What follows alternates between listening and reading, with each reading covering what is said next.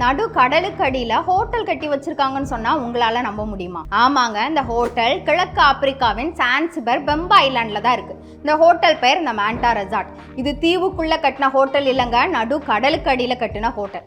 கேட்கவே சற்று வியப்பாக தான் இருக்கும். இந்த ஹோட்டலின் அமைப்பானது ஒரே ஒரு தனி ஜோடி தங்களுடைய விடுமுறை நாட்களை கழிக்கிற மாதிரி கட்டி வச்சிருக்காங்க. பரந்த நீர்ப்பரப்புக்கு நடுவுல ஒரு அழகான சிறிய கட்டிடம் பார்ப்பதற்கு கண்ணை கவரும் வகையில இருக்குதுன்னு தான் சொல்லணும். இங்க ஸ்டே பண்றதுக்கு பெர் பர்சனுக்கு $1100 சார்ஜ் பண்றாங்க. அதாவது நம்ம இந்தியன் ருபீஸ் படி 90,000 rupees சார்ஜ் பண்றாங்க. மினிமம் இங்கே 3 nights ஸ்டே பண்ணணும்னு சொல்கிறாங்க.